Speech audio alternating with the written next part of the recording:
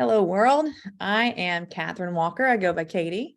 I am the creator of a company called Revitalist that I'm now the CEO of. And what I have learned since opening Revitalist in 2018 is a lot. So what I want to do today is I want to talk about a neurologic theory that I have that talks about how I feel like we should look at mental health. I think we're looking at mental health completely wrong. I think we've done so for decades, and I think people are dying because of it. So since I've been involved in about 12,000 infusions since about 2018, and I've been a nurse for 20 years, I've got anesthesia background, and then I've been a psychiatric nurse practitioner for a couple of years now. I've seen kind of different pieces, and I've got some assessment skills from working in the ICU for about 10 years that have really allowed me to see somewhat of neurologic patterns that I believe that we're seeing with ketamine and then also psychedelics. So today I'm going to talk about this neurologic theory that I've created, and I like to utilize it in my consults. So should you want to use this as an information piece, please do. We're all learning about the brain, right? And we're seeing that maybe it's not all genetics, maybe it's not all chemical imbalances. Do all your neurotransmitters and such and all the different chemicals in our brain, do they have some type of, changing or anything of any type of effort to influence our daily situations in our brain? Sure, they do. But what I'm seeing is it's a dysfunction of the networks that we have in our brain. So that's kind of what I want to talk about today. So this word right here, it's a big word, ketamine. And ketamine, what we're seeing, so it's been around since 1970. It's FDA approved, a dissociative anesthetic. It is utilized in many capacities, right? You'll hear it utilized in veterinarian medicine, more so for its safety index. But then also, what we're really seeing with ketamine is the amazing piece is it is the first acute intervention for acute mental health needs. So let's think about this, okay? People who are struggling with their mental health, typically you're not struggling just with one thing. You may have a primary diagnosis, but with that primary diagnosis, just so everyone knows, anyone can be misdiagnosed up to 78% of the time in the mental health world. What does that mean? That means that we're almost worse than placebo. So we would do better probably not diagnosing anyone with anything and just treating the symptoms. So what I've seen with individuals who come to the clinics is if they come to the clinics with depression, anxiety, PTSD, whatever diagnosis they feel, OCD, what we're seeing is this is a piece of the puzzle. And if we're focused just on that one primary aspect, we're making our brain very unilateral. And our brain is extremely complex, but it's not eclectic, right? Each of our brains, from what I see, are following neurologic patterns based on the way that we evolve over time. So everyone believes in muscle memory, right? Muscle memory is a universally known topic. And let me tell you today, your muscles don't have memory. They're fibers. They contract and they relax. That's all they do. That's all your muscles do. Your muscle memory person is your brain. So the physicality of the muscle memories is your brain. Our brain also remembers behaviors. So if you go back and you think about all these situations that you've been in life, right? With these pieces, with the behavioral aspects, our brain picks up on things along the way. To whatever saved us at that time, whatever our subconscious did, whatever emotion we had at that time, we emotionally reacted to a situation to save us. Our brain holds on to some of those pieces. Sometimes your brain's going to hold on to the worst of the worst. Sometimes it's going to hold on to the fact that there was a sunset or there was a blue toothbrush. But our brain holds on to different things for different reasons, which is why talk therapy can be so ineffective, because we're trying to force ourselves to see what our brain saw. And that's our subconscious, right? So it makes no sense. So what I see when people come to us, if they say, oh, I've got depression, I've got complex PTSD, I have anxiety, I can't sleep.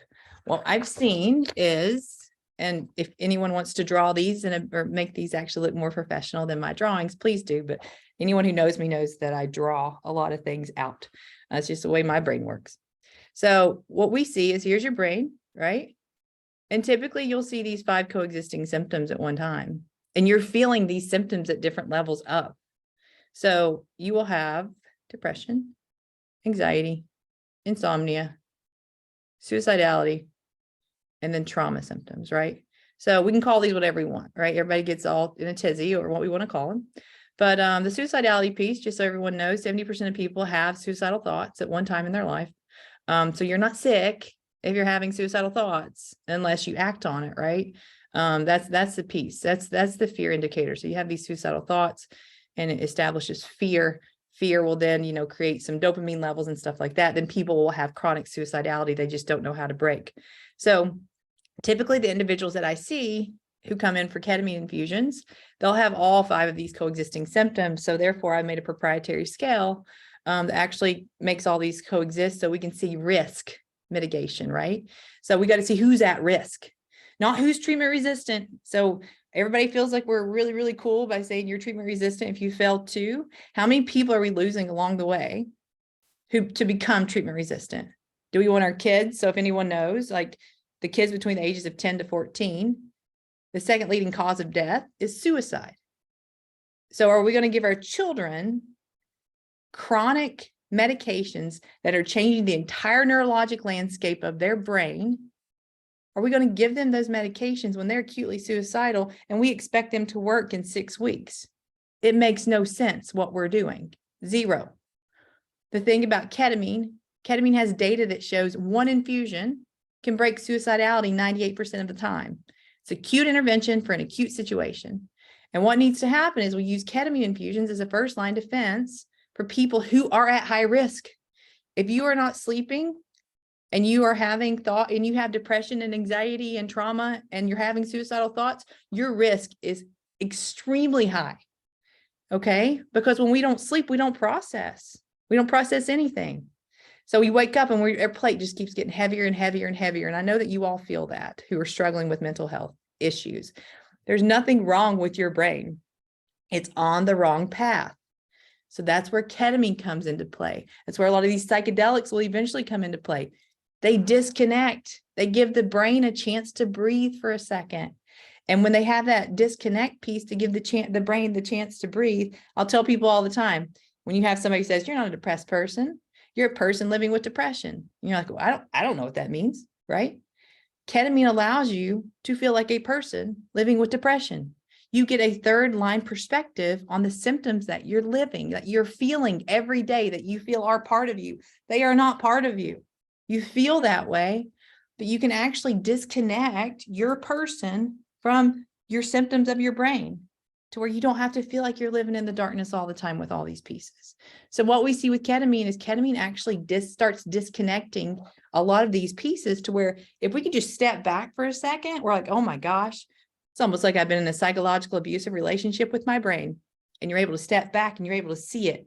Once you can see it, that's when your brain retraining starts happening. So the beautiful thing about ketamine is ketamine not only works anatomically with the brain, right? It strengthens the structures of the brain, but physiologically, it also helps to strengthen the networks of the brain. And then psychologically, it's disconnecting this piece from the brain to where we can step back from ourselves and we can say, oh my gosh, I had no idea how I was like, you're able to see it, right? You're able to see when you cycle. You can see what causes you to cycle. So a lot of people be like, oh, I know when I go visit my in-laws, my depression gets worse. Well, ketamine makes it so granular with like tangible aspects to where it may be, it's the way your mother-in-law looks at you, right? That causes that cycling. But in life to where we don't have ketamine and psychedelics, we're just guessing what causes it. But under ketamine, you're awake, but you have a special sense of clarity. You also have a special, or you also feel foggy, right? So that's kind of the cool thing, to where I can say, why do you feel bad? And off ketamine, you'll say, I don't know, I just feel bad. But on ketamine, you will say, well, I feel bad because of this, this, this, this, and this, right? So I'll tell people a lot of times, you may feel, this is my snow globe analogy. So you may feel like you're in the middle of a snow globe and I shook you up and that storm's kind of going all around you. You can't tell where it stops, where it stops. It just feels heavy. and pressure, and you're not sure just where, what to do, right? Because you just feel lost almost. So what ketamine does is it makes it like a sliced MRI, right? You know what that is? There's like 3,000 to 5,000 images. So ketamine goes in and it allows us to start taking these specific chapters out of the brain to where we can actually identify a lot of this stuff that's causing your subconscious to react. So what ketamine does, it lowers your consciousness and it increases your subconsciousness. Okay. So with ketamine specifically, our consciousness, we think, is in control, and it is not. And people are struggling with your mental health, you know that it's not, right? Because you feel emotionally led all the time. You do not feel objectively led. So our conscious is more objectively led. It's weaker, it's analytical, and it likes check boxes, right? Well, that's not what happens when we're in a situation that may cause us to react, right? You can't be analytical in a situation that catches you off guard. That's your subconscious that comes up. So our subconscious is simple and strong and stupid, right? Stupid, simple, strong, the 3 S's of the subconscious. But what happens is it reacts and it saves us, period, end discussion, it saves us. But also our brain remembers that. It makes an acute impression on the brain. So with ketamine, when our conscious lowers and our subconscious increases, then we're able to analytically, third person, look at our subconscious. And I'll tell people all the time, you got to treat your brain almost like a narcissist, right? Our brain wants to keep us alive. It wants to, it's surviving, right? That's all it wants us to do is survive. Our brain does not care how we feel. It does not know right from wrong. It does not know good from bad. It's the way that we train it. So if you're on your same level of your brain, right? Like they always will tell you, like if you're dealing with a narcissist, you never go on the same level because you're going to lose every time.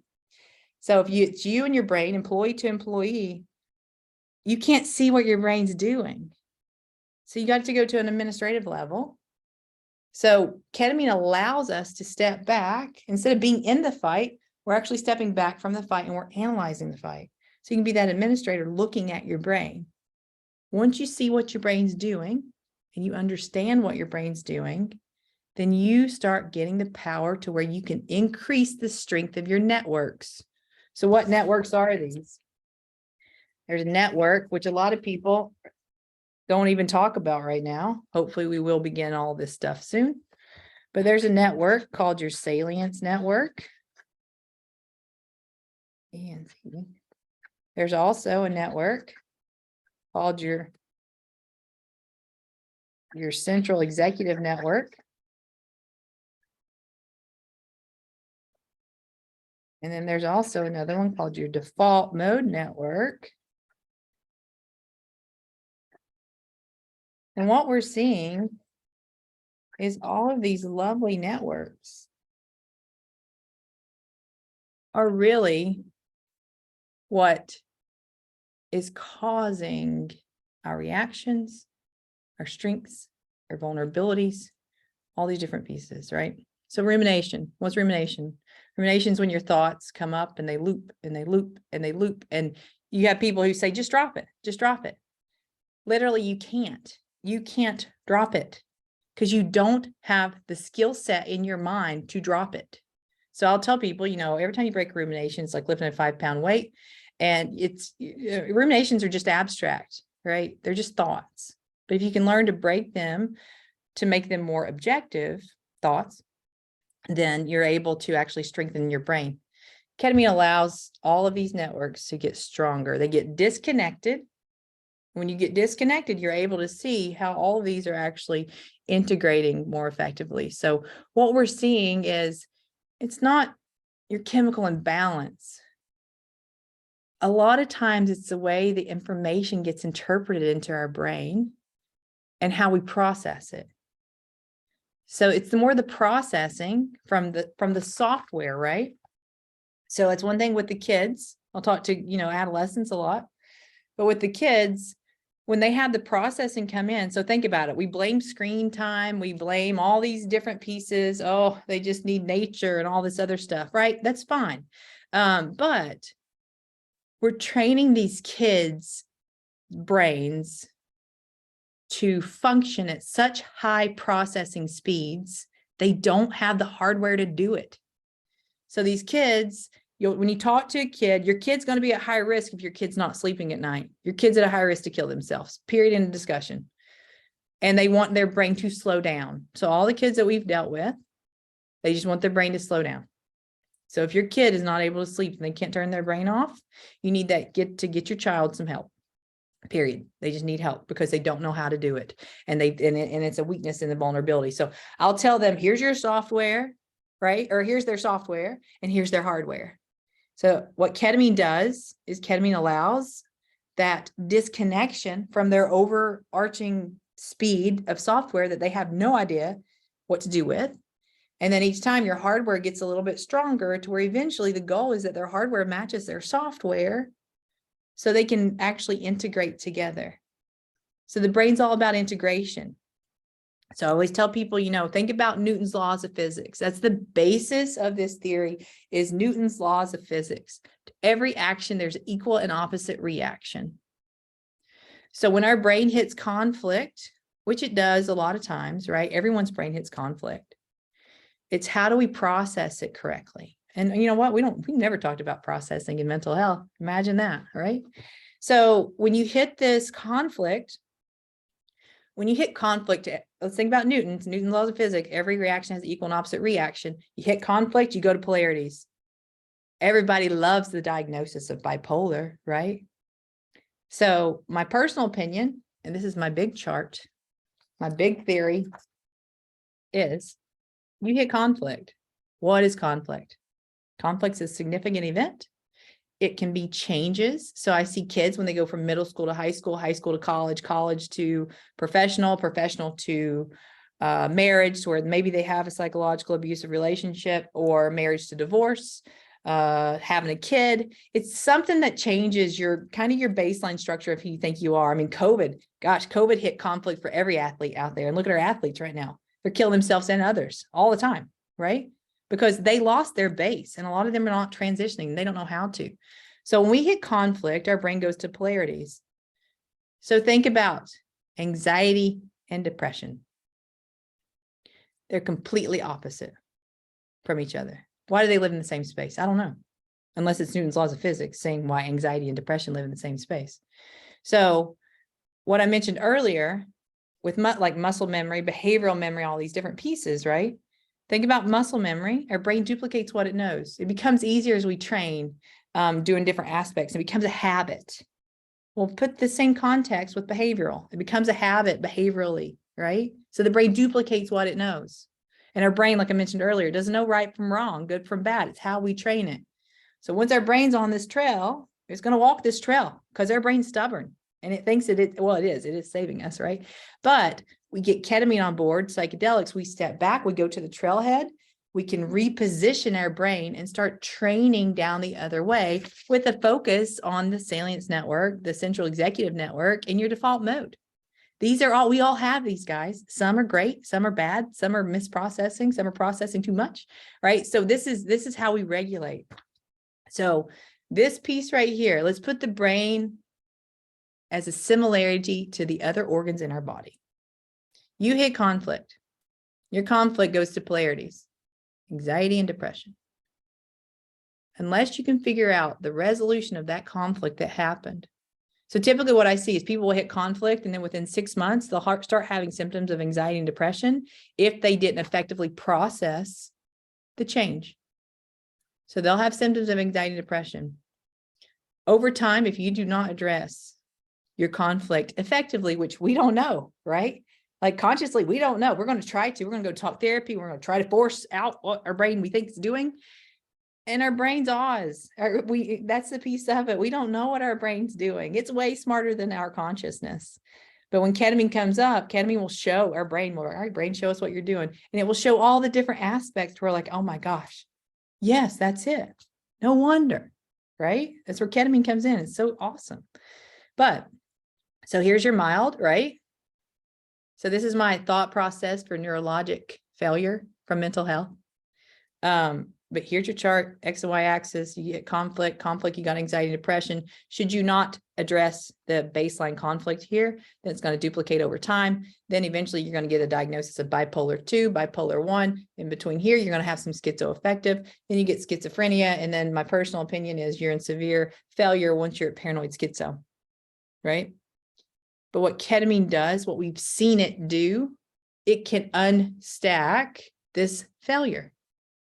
There's hope. If you have schizophrenia, there's hope for you. If you're bipolar 1 with mania, there's hope for you. Think about bipolar. It's a more reactive angle of anxiety and depression. Okay. Think about schizophrenia. Schizophrenia, when I told you that when we hit conflict, we go to polarities, right? So what is schizophrenia? They have no concrete base. They're all abstract. They're all abstract. Okay. They're living in their own world because it's safer there. But that's the abstract piece. What's the opposite of abstract? Concrete, right? So here, when you hit conflict, your brain's going to go to the polarities. Abstract. These are your schizophrenics.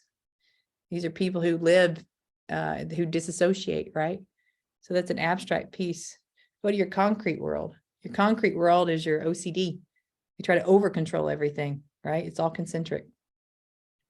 This is a big one right here. Control versus out of control. Think about that one. When you feel out of control, what's your brain going to do? It's going to match the polarities. When it matches the polarities of feeling out of control, it goes to over control. What's the ultimate ineffective coping mechanism for over control? Suicide.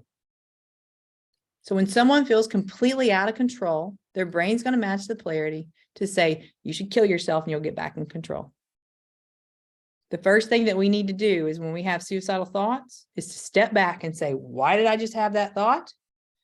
Do I feel out of control? And if I do, why? What am I looking at, right? What do we do right now? Call 911, call 988, go to the ER. Let's give you some Valium and Haldol, right? Let's electrocute your brain with ECT. Mental health is going to go down as one of the worst and the most ineffective specialties in the world until we found ketamine and psychedelics. So when you feel out of control, the overarching piece is that you're going to kill yourself. And if you've ever been around someone right before they kill themselves, they're very calm. They're abnormally calm because they feel completely in control of their situation.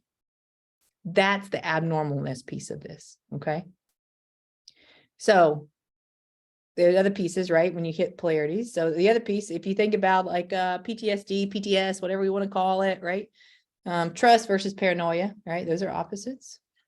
And then also think about your servitudes, right? All your first responders that are killing themselves right now, all your physicians and your nurses and your therapists that are trying to help right now, they have an extremely high suicide rate. They're community servants, okay? So they came out with the love aspect to help. They get so fearful, they start getting paralyzed in their own fear. And that's when they start struggling sometimes. And you'll see it. They decompensate, they start decompensating, right? So these are polarities. But what we want to do is we want to resolve the conflict. How do you resolve the conflict? You integrate it. You get these two to come together to find neutrality. Here's your neutrality piece. So what does that mean? Right? Another draw. Here's where we want to be, is in the present. What does ketamine and psychedelics allow us to do? It forces us to be in the present. Most people have no idea how to sit in the present. When you are sitting in the present, picture one of the, the ninjas who are sitting there, eyes closed. You think they're asleep, but they're in this deep meditative state. You throw a baseball at them and they catch it. It's because they're in the present. They're able to react to anything that they want to react to because they're fully in the present moment. Most of us are not trained to be in the present. That's what meditation does. That's what yoga helps with, is to learn to live in the present. Most people are struggling so much, they have no idea how to do that. So that's the beautiful thing about ketamine and psychedelics. You don't have to know how to do it. It's a medical intervention that allows you to be in the present, where you're neutral. Neutrality, right? We're trying to be in the middle of all this stuff. So what happens though, for the most part, so think about trauma, right? These emotional triggers that we've held on to. We'll take our past and we put it on our present. That's why we get triggers in the present, because we've not resolved the past stuff, right? We have no idea what to do about it. Or we take our past situations, we completely miss the present, and we prepare for the future because we do not want what happened to us in the past to happen in the future, and we completely forget who we are in the present, right? So the goal with all of this is that we learn these skill sets, we increase our network structure, so we learn to live in the present. So this is the other piece that I've seen, is divide your brain into 3 areas, okay? You got your frontal lobe, which is above your eyes. You got kind of your middle, which is a part called the amygdala. And then you've got your back, which is your occipital, right? So your frontal lobe, that's where your personality is. So frontal lobe, personality. Short-term memory is in your frontal lobe. Okay. With your short-term memory, there's emotions connected to it. So put all those together. Anyone who's living with trauma, let's think about these. Frontal lobe, short-term, emotions, looping. What is that? PTSD, PTS, trauma. Our brain's not had time to actually process it. So if we get hit by a significant situation, it takes about 6 months for our brain to go through all 7 stages of trying to process all that stuff. If we get hit within 6 months of something else significant, our brain stops processing. It starts getting stuck up here in the frontal lobe. And I know veterans that are out there and anyone who's experienced trauma, right? You all know what that feels like. So it gets stuck and you can't do anything about it. And every time it comes up, you feel this overwhelming emotion connected to it. So what ketamine does is it allows that memory that's connected to the emotion to be disconnected. That's the dissociative aspects, okay? So when it disassociates, the amygdala is able to start processing it. So it's disconnected. You're able to see it, but you're able to see it from the third person view, like, oh, it happened on TV, right? And your brain will start processing it very, very quick. Our brain processes things at amazing speeds. So once this happens and it disconnects the emotional from the physical, or the subjective from the objective, once it disconnects that, the amygdala takes it and starts processing it, and it puts it into your long-term memory. So in the long-term memory, that is where our memories are stored, but they're not connected to emotions. That's where we get our power back, people. So if you are living if you are emotionally led and you're not objectively led, you've not processed something correctly. And that's okay. You don't need to get put on medications long-term that say that you're chemically imbalanced. More so, we need to have that emotional intelligence to try to understand the objective and the subjective, the physical and the emotional aspects of each situation. And so our brain can process it. So if you talk about death, right, the way you know this stuff, I mean, you can see it. So let's talk about, like, my brother got killed when I was 14, he was 17, he had a motocross accident, right? Died within 24 hours, all head trauma. So I can talk about it. Can I bring emotions with it? Can I talk about how he donated his organs and all these different pieces and all the horrible trauma that happened to me when I was in my 2nd week in high school? Sure, I can talk about that stuff, but I can bring the emotions with it if I need to. Versus like my mother, who recently passed, more so probably of complex trauma that she never effectively dealt with that turned into Parkinson's. My mother never could bring his name up, right? He died in 1998. Mom just died in 2022. That's a significant time. So she was never able to process that. She was never able to bring up the good memories.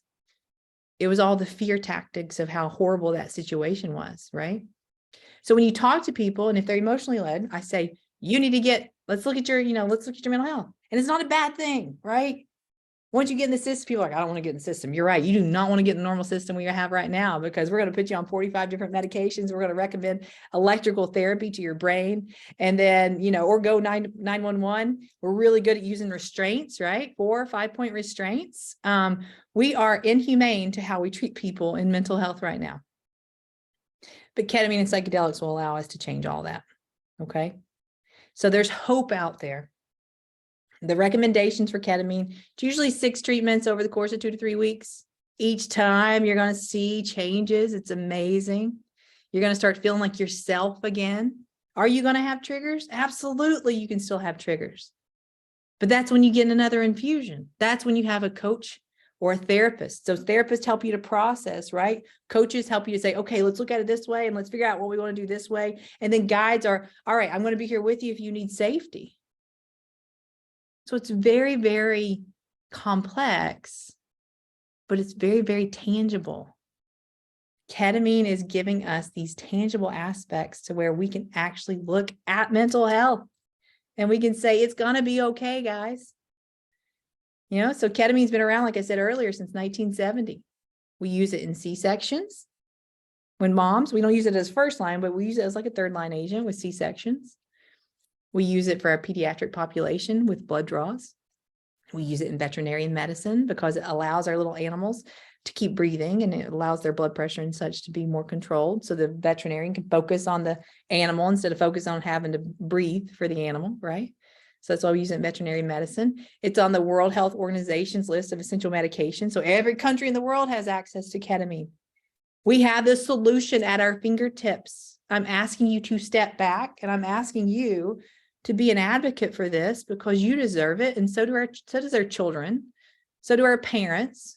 So does everyone else. We all deserve the ability to learn to walk through life and actually have a functional brain, not one that's overly medicated that we don't know what to do with it.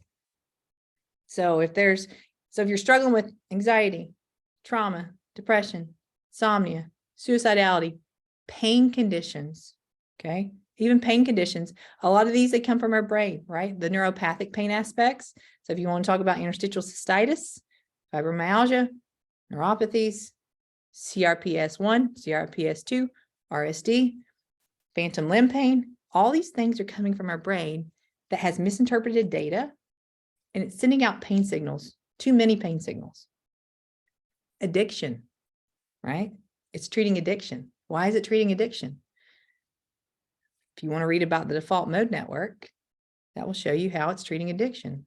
Addiction's an ineffective coping mechanism that the brain's learned. And it destroys, you know this, we all know this, it destroys people and it destroys their families. So I'm doing this video because I want to share, right? You can disagree with everything that I've said, but if you have a kid who's out there struggling, ask your kid. First thing you should ask your kid, are you sleeping at night? Can you turn your brain off? And if your kid says no and no, try to find your kid some help. And that's something that we want to do, is we really want to offer this to the adolescent population. Youngest we've had is 12. The oldest we've had is 90. It's an acute intervention for an acute situation. There is no need to put your child on chronic medications when they're learning how to deal with their brain, because we as a society are overproducing the material going into their brains that are allowing them to excel at processing speeds that their hardware is just not ready for. So I'm asking us all to step back, open our eyes, realize there's so much more out there than what we know, and reach out to your insurance companies and tell them that you have the right for this treatment. Share this video with them if you want, but you want this treatment covered, right? It expands access. And not only that, every provider has the ability to give ketamine. We've just got to train everybody, right? So psychiatrists and therapists, there's not enough. We're all dying right now. But the neat thing with ketamine, nurses give it all the time. You got your anesthesia folks, you got your ER folks, like we've got all these people who are able to give ketamine, and it's such a low dose, we can train every specialty out there. So thank you for listening to this. If you've listened to the whole thing, share it if you want to share it. And, let's just push forward, guys. Now's the time to do it. Let's stand together and let's push forward. Let's make this financially responsible treatment that's about 80 to 90% less than what we currently offer. And the efficacy is almost double from some of the things that we're offering now. Sometimes it's more than double, right? It's amazing. We're offering the worst treatments out there possible at the highest cost. So let's stand together and let's push forward, because we deserve it, our kids deserve it, and our communities deserve it. So thank you for listening. Should you have any questions, comment, and I'll get back to them eventually.